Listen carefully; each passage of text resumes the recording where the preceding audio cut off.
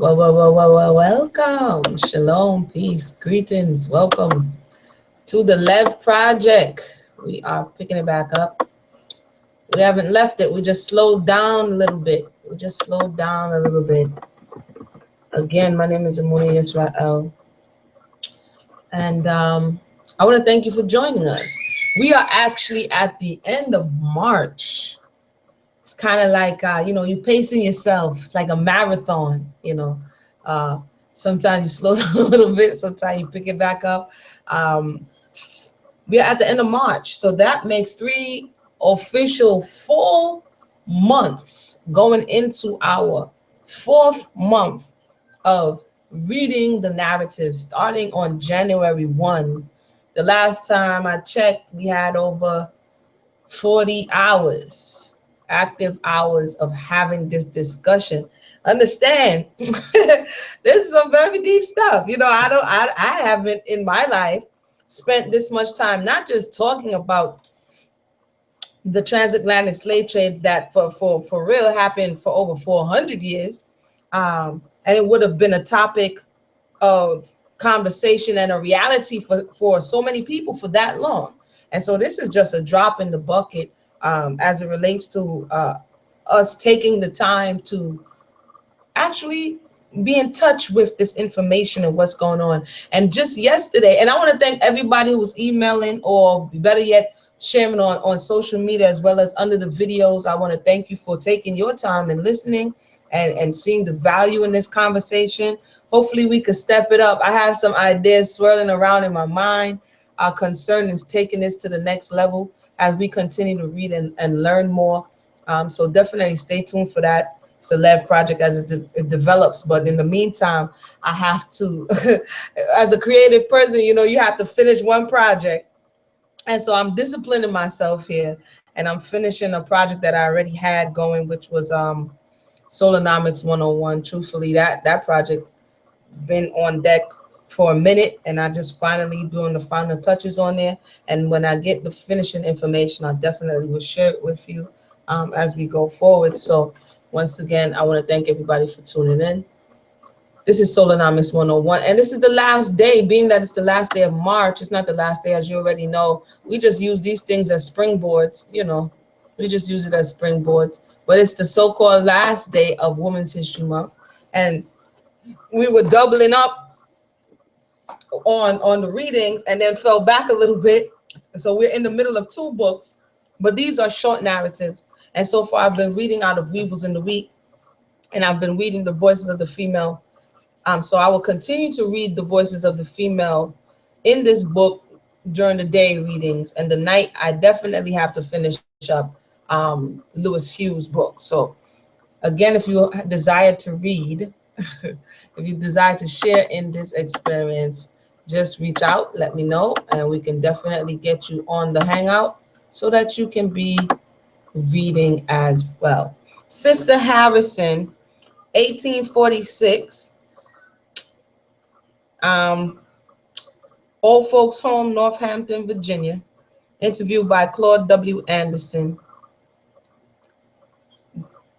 January 23rd, 1937. She says, at the beginning of the late Civil War, I went to stay with my mistress's son, wife in Portsmouth, not far from the Navy Yard gate.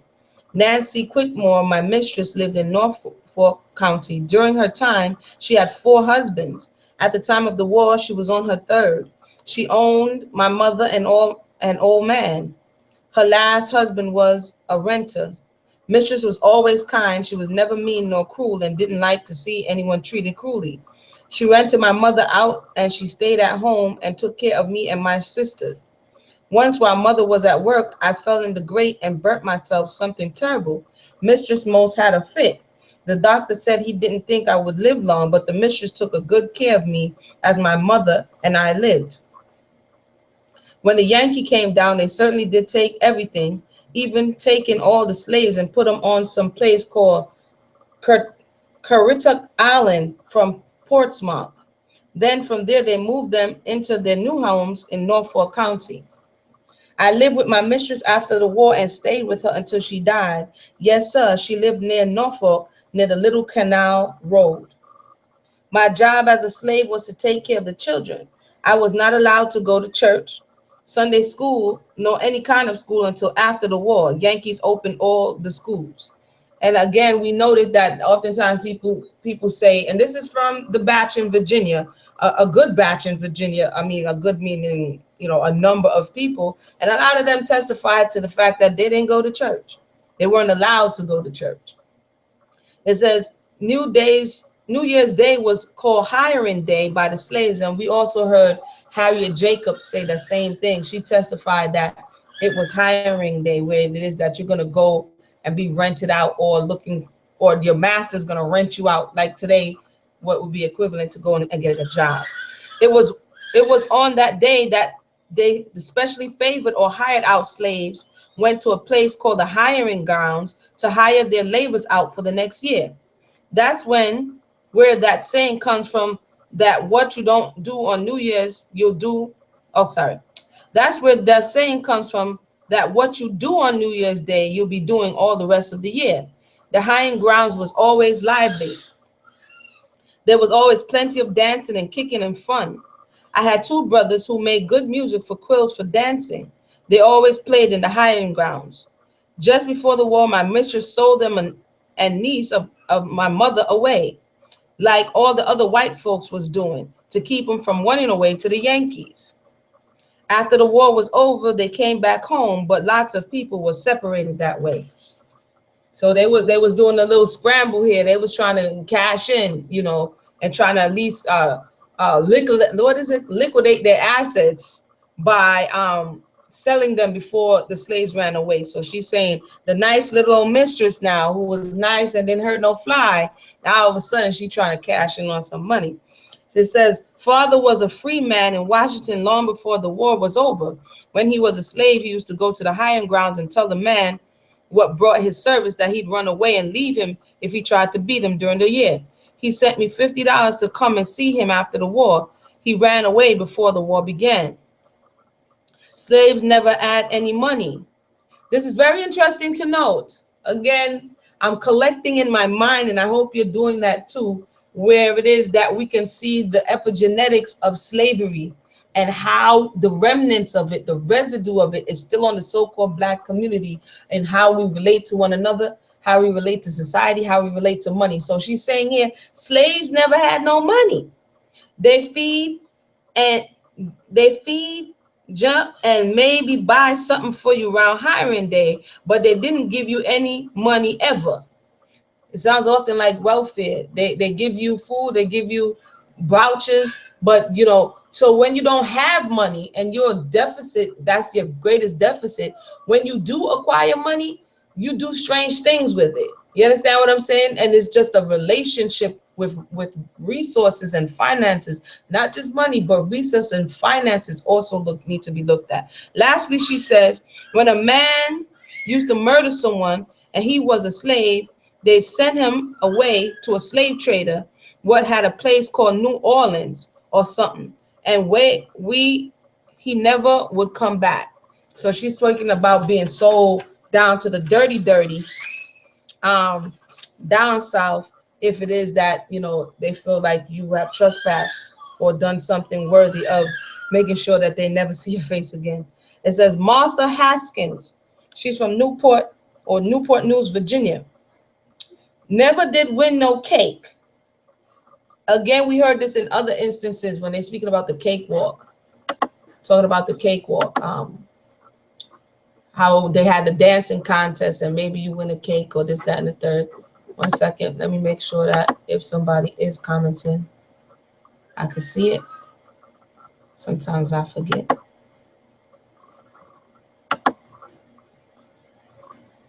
All right, that's told. Okay, she says, never did win no cake, but I was a pretty good stepper just the same. There was a gal named Cora from over to the Hendren place. Slaves sure would hop and holler when Cora get to stepping. So Cora, ain't nothing changed. Cora get in the middle of the ring and she be pop locking, Harlem shaking, doing whatever she do in that space of time. Gal was graceful as a lily, bend her arms and elbows to the music just as purty as a picture. Long, tall, slim gal she was, and when she cut the corner, tossing her head and rolling her eyes, everybody knowed she was the best. That sounds like the dirty wine to me, but that's just me. You know, Cora might have been doing the dirty wine, but that was Martha Haskins. And they have a picture here of her. And this is what she remembered. Of all the things she remembered she ain't win no cake from the cakewalk. And Cora, you know, possibly, this is Amuna putting that in there. Cora possibly was doing the dirty wine on some kind of, you know what I mean, nene or something. I'm just saying. Miss Mariah Hines, 1835. Miss Mariah Hines, 1835. Interviewer is Dave Huggard, March 26, 1937. It says Miss Mariah Hines, born July 4th, 1835, Southampton County, Virginia, a slave on James Pressman's plantation, now residing on East Avenue, Oakwood, Norfolk, Virginia. That's like her whole steez right there. Even though the general course of slavery was cruel, Mariah Hines was fortunate enough not to have to endure its severities. So I'm going to assume, let me check. Sometimes when I hear this, as soon as I hear them talking, I need to hear who's talking. Dave Huggard. Let me see if this Dave Huggard is a European. I'm sorry. That's just my curiosity getting the best of me. 1 second. Like I said, if you get this book, in the back of the book, it's going to tell you who these people are to a certain degree. So Dave Huggard. Dave Huggard. He's a Negro. That's interesting. Okay, so-called Negro, right? All right. Even though the general course of slavery was cool, Mariah Hines was fortunate enough not to endure its severities. James Pressman was one of the few slaveholders that looked upon the slave with a certain degree of compassion, to whom Mariah was fortunate to be owned by. Although slavery in itself was cruel, but the fact that Mr. Pressman was generous and kind to the slaves that he owned because of necessity in the process of his farming should not be overlooked. It is quite true that the slave master near him did not grant their slaves such privileges as he did. I do not wish to impress the idea that Mr. Pressman did not approve of slavery, but only his general attitude towards the slaves were different from the majority of the slaveholders. From the following story of Mariah's life in slavery, it may be clearly seen that her master was an exception. Upon interviewing her, she relates her story as follows. So that's his little preface right there. I lived with good people. My white folks treated us good. There were plenty of them that didn't fare as well as we did. And plenty of them meaning other enslaved individuals. Some of the poor folks almost starved to death. That's common. Why the way their master treated them was scandalous, treated them like cats and dogs. We had always had plenty of food, never knowed what it was to want food bad enough to have to steal it, like a whole lot of them. That's also a common narrative we hear.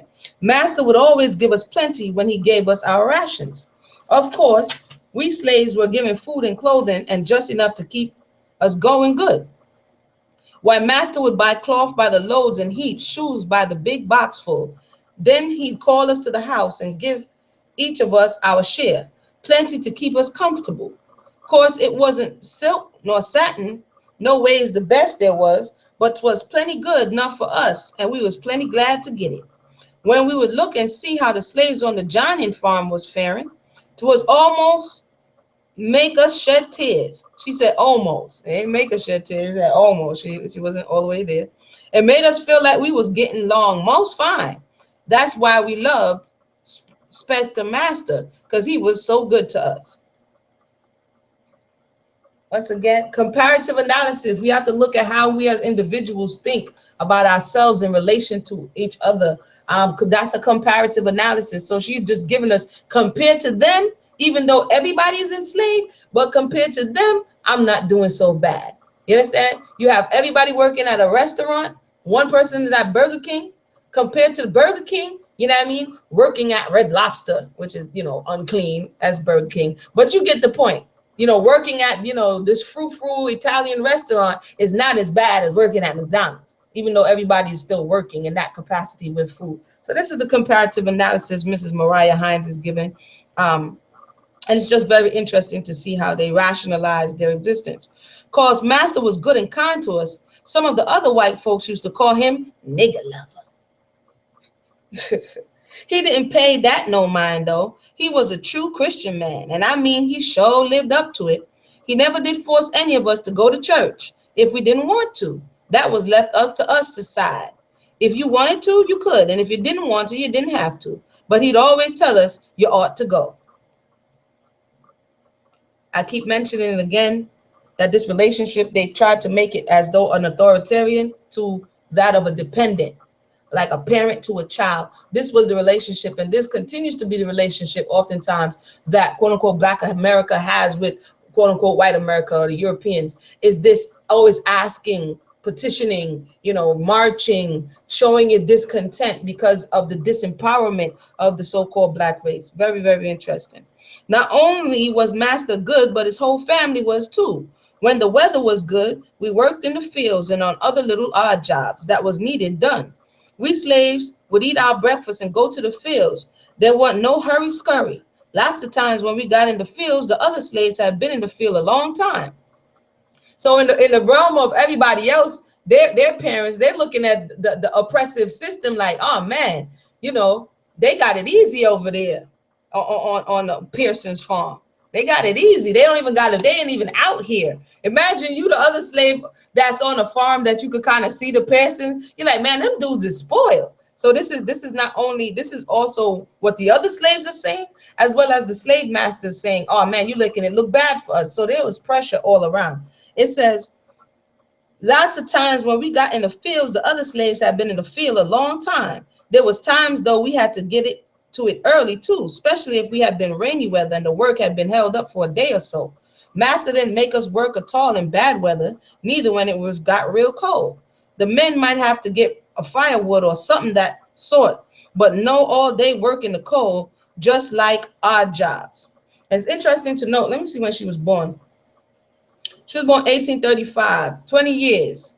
She's 20 years in the institution, so she's definitely at the tail end. There's so many factors in here that we couldn't even really understand. She's at the tail end of the slavery, and we don't even really know what's going on with her master here. It says, where are we? All right, we didn't even have to work on Sundays, not even in the house. The master and the preacher both said that was the Lord's day and you weren't supposed to work on that day, so we didn't. So they switched, as we know, the Shabbat or the Sabbath day for Sunday, but they applied the same principle. We'd cook the white folks victuals on Saturday, and lots of times they eat cold victuals on Sundays. Master would sometimes ask the preacher home to dinner. You plenty welcome to go home with me for dinner, but you'll have to eat cold victuals because there ain't no cooking on Sundays at my house. So they even employed, no kindling fire, but again, they transposed the days. Lots of times we slaves would take turns on helping them serve Sunday meals just because we loved them so much. I thought that when I first read that, yeah, go ahead and let that sink in. Just because they loved them so much. We hated to see Mrs. fumbling around in the kitchen all out of her place. We didn't have to do it. We just did it on our own free will. Traumatic bonding. That's all I'm going to say as I continue. Masters sometimes give us little money for it too, which made it all the better. Master and Mrs. was so good to us, we didn't mind working a little on Sundays in the house. Do you see how warped the mentality could be? It's like this is bringing understanding because they're comparing in good enslavement to bad enslavement. They have become bonded to the oppressor, this Stockholm syndrome, because this is the person that you depend on for food, clothes, and shelter. And this misplaced affection now is so warped and twisted in the mind that the individual even goes as far as to say, you know what, even when I didn't have to do it, I did it. That's deep, but I'm gonna continue. Master had prayed with the whole family every night, prayed for us slaves too. Any of the slaves that wanted to join him could, or if they wanted to pray by themselves, they could. Sundays we went to church and stayed the biggest portion of the day. Nobody had to rush home. On our plantation, we had general prayer meeting every Wednesday night at church. Cause some of the masters didn't like the way the slaves carried on, we would turn down pots and tubs to keep the sound from going out. And that is like, you've heard that plenty of times in many different narratives. That was a practice. Then we would have a good time shouting and singing and praying just like we pleased. The patty rollers didn't pay us much attention because they knew how master let us do. They wouldn't say nasty things about master because he let us do like we did. And we all know the patty rollers, you know, the patrollers, the popo, the police was doing what they did then, what they do now. It says we have plenty time to ourselves.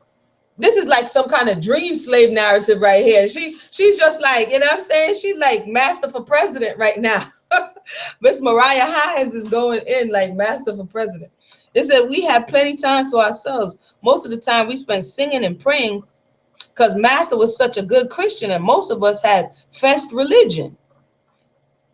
Evenings, we would spin on the old spinning wheel quilt, make clothes, talk, tell jokes, and a few had learned to weave a little bit from Mrs. We would have candy pulls from cooked molasses and sing in the moonlight by the tune of an old banjo picker. Chilling was most seen, not heard, different from youngers of today, talking back and forth toward across their mammies and pappies. Chilling that did that then would get the breath slapped out of them. Your mammies didn't have to do it either. Any old person would, and you're home to get another licking. And once again, I had to stop at that one because you hear that often. Children were seen and not heard. All right, our personal kid or person kid 21. Thanks for listening in. Definitely, I'm gonna go back and forth so that I can see your comments. Definitely, thank you for listening in. You know, it's interesting how the thought process. It's not the first time we read it. The complaint of how the children speaking, and the thought that children are not supposed to speak or express themselves. And we also have to keep in consideration that at this space and time, what a child would say in the presence of people could mean death. It can mean a lot of things. It can mean punishment. It can mean a whole lot of things because children are witnessing and seeing and hearing a lot of things going on in and around them during this institution. And information was vital and also critical. And so I'm interested to know that in their estimation, children weren't supposed to say anything, even if they were being abused, even because basically no one could really do anything about it. And so in their estimation, you know, just let it rock. How helpful is this? Because people often just repeat, you know, this is what happened, but we have to look at what happened as a result of it happening. Don't children have a voice? They should.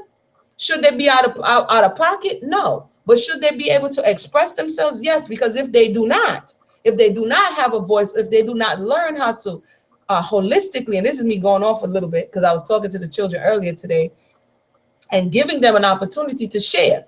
And if we don't do these things, then we become emotionally constipated as adults. We become maladaptive as adults. We grow and develop personality disorders as adults. So I don't 100% agree with this. I hear it often, but we're not looking at what happened as a result and how did those children fare as adults. So that was just something that I've seen more than one time. And she said they get the breath slapped out of them. Very interesting. Your mammies didn't have to do it either. Okay, we slaves had 2 hours off for dinner where we could go home and eat before we finished work about sundown. We ain't had no color overseer to whip us, nor no white ones. We just went along and did what we had to do without anybody watching over us. Everybody was just plumb crazy about master. During the day, you could see him strutting down the field like a big turkey gobbler to see how the work was going on. Always had a smile and a joke with you. He alludes to tell us we was doing fine, even sometimes when we won't or weren't. We'd always catch up our work so he wouldn't have to fuss. We loved Mrs. and the children so much, we wouldn't let them eat hardly. Mrs. didn't have to do anything or nothing hardly. There was always some of us round the house. This is also, I think I said it before, the propensity for quote unquote black people to put themselves last. You know, your needs is last, and I did say it before, and master's needs or the system's needs or society's needs is first. And then because that develops like a codependent type mentality. So I find it interesting that she is just lauding all of her attention on the beauty of the master, even though you were still a slave, all of the attention on all the nice things that he did comparatively, but at the same time, you know, you just content with whatever you got. Interesting. There was always some of us around the house. About a year before we heard about freedom, master took sick and the slaves wouldn't look sadder if one of their own youngest had been sick. Here it is now. This is sound like Malcolm X now.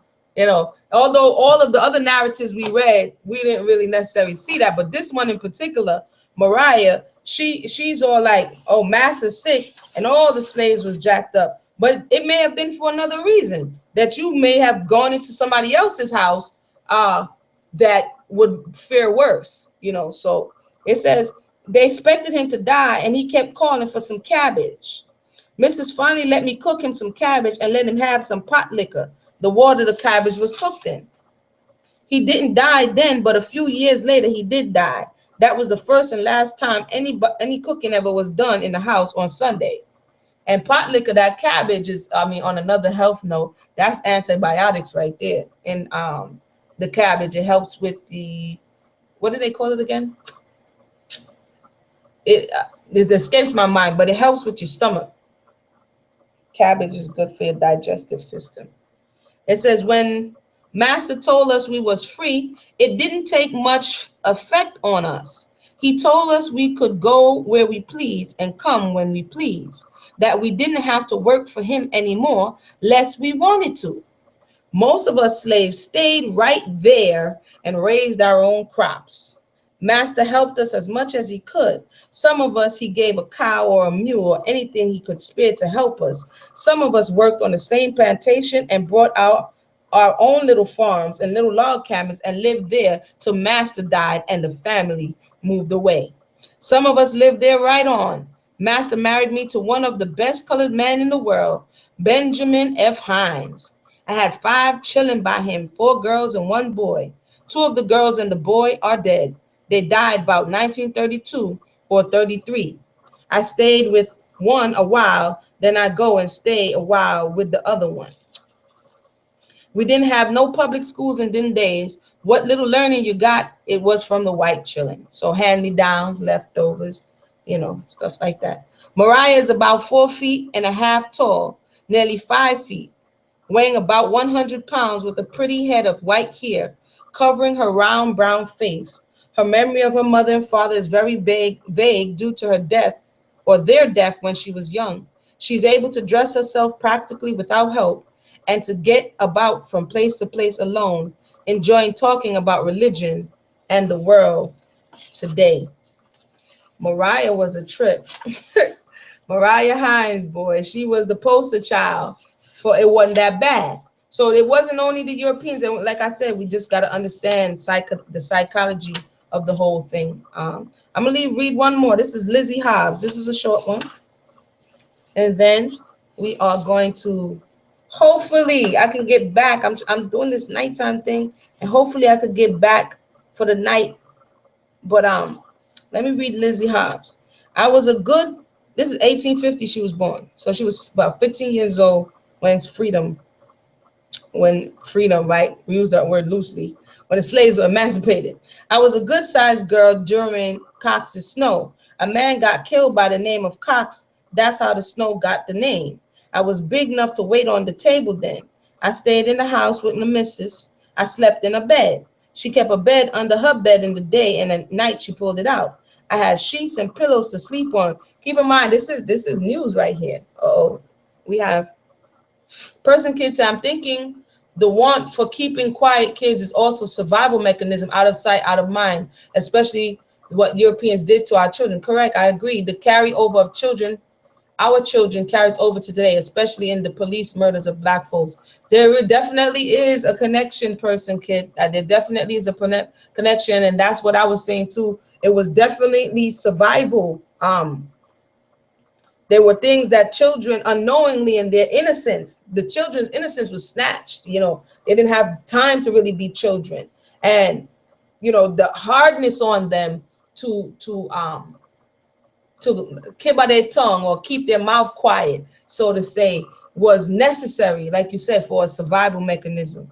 So definitely that is something to consider of why children, but they also, like I said, on the other side, as we look at it, as the child grows, it creates other issues within the way in which they socially interact, the way in which we deal with problems. This is why oftentimes in the Black community, the so-called Black community, you see family secrets that, and it's not only the Black community, it's the European community as well. You see family secrets that erode the very fabric of that family, the very essence of that individual's soul, because they were taught to be quiet as children. They were taught to hold on to it. They were taught, suffer in silence kind of way. So we definitely have to look at these things and how they carry over into today and what is not beneficial for the growth and the restoration of our people. She says, so thank you for that, definitely. She said, I had sheets and pillows to sleep on. Her bed was high, but curtains run round it. The bed was called a trundle bed. And again, that's to slip on the bed, like on the day bed. Sorry, let me get some water. Sorry, like on the day bed, and they would push one bed under the other. And this was notable because oftentimes slaves were sleeping on, pine needles and sleeping on hardwood and sleeping on floors. So she's noting she had pillowcases. And today it's like, oh, that's nothing. Then it's like, okay, that's kind of like luxury, right? It says, I live in Emporia, Virginia. My master was Captain Fred Hobbs and Mrs. Martha. My young master was Vernon Hobbs. My father was Steve Hobbs, and mother was Lizzie Hobbs. She was part Indian. My master had right sharp slaves. It's interesting that how she was part Indian, which part of her was Indian in order for her to be enslaved. That something had to have happened there. It says, I am in my 80s, I guess. Can't remember when I was born. Don't know any date at all, but I was born in James City County. I was born a little slave. My mother was a slave, and we belonged to Robinson. They lived in Gloucester. Once they moved to James City County, Virginia. And that is Lizzie Hobbs telling what she remembers. And as we can see, some remember more than others. So I want to definitely thank you for joining us. That was next when we come back. That was Mrs. Lizzie Hobbs. When we come back next, we have Miss Caroline Hunter. I know that it's the end of Women's History Month. Hopefully you learned some new information about women in history. They may have not flown to the moon, but they endured the institution of slavery and made it to the other side to tell about it. And so definitely, I think that's noteworthy. So we have to remember the voiceless, or those who we have long forgotten, or the pages of history have long turned on, so that we could possibly learn from their mistakes. This is why we keep repeating the same mistakes, because we're not taking the time to learn from them and really understand and put into context what was going on in that space and time, why it had to go on, and why some things are beneficial and other things are really not. And so until next time, thank you, Person Kid, for tuning in. For all those who are going to tune in on the replay, thank you. I'm going to go I hope you saw Underground yesterday. If you didn't, I know they have it on replay. I'm about to go do my, what's that called? My review of Underground as it's getting turned up, and go ahead and work on some more things. So continue to be the best you, continue to seek truth and elevation, and go forward and shine your light within this world, and prayerfully we'll make it a little bit better than when we came. So once again, my name is Amuna Israel. This is Solonomics 101, the Left Project, and see you on the other side. One.